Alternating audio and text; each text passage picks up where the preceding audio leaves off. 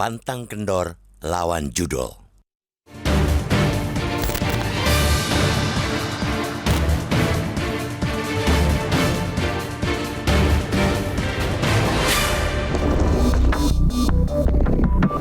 Masyarakat Indonesia memang unik, terkhusus pemahaman terkait beruntung.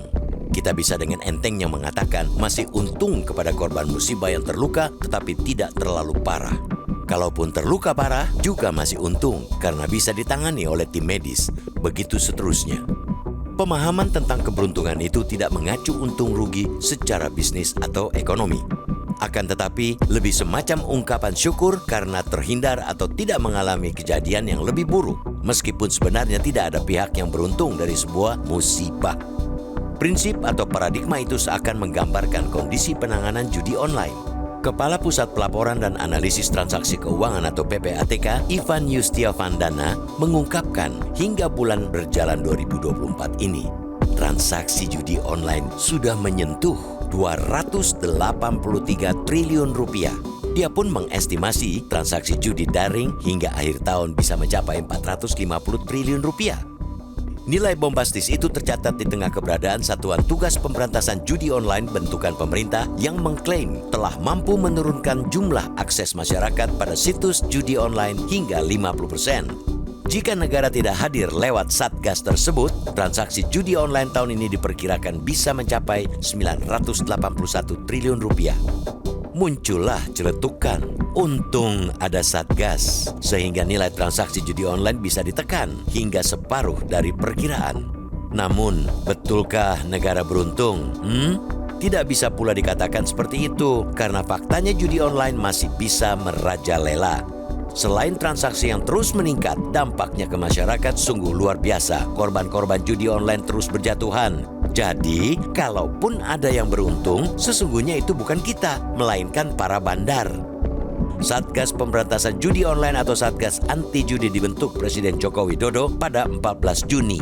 Satgas yang dipimpin Menteri Koordinator Bidang Politik, Hukum, dan Keamanan memiliki batas waktu kerja hingga Desember. Artinya, mereka tinggal punya waktu 1 bulan dari sekarang untuk menuntaskan tugas mereka.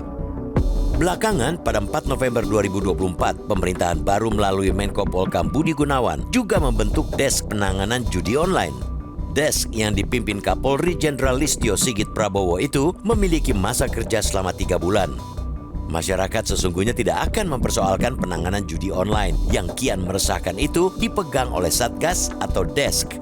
Publik hanya butuh aparat penegak hukum yang tegas dan betul-betul mampu tancap gas. Dalam arti bukan yang sok terlihat sibuk menekan pedal gas, tetapi sebetulnya persnelingnya masih terpasang netral. Kalau seperti itu suaranya saja yang menderu-deru, tetapi kenyataannya jalan di tempat. Mencitrakan diri bekerja, tetapi tidak menghasilkan apa-apa.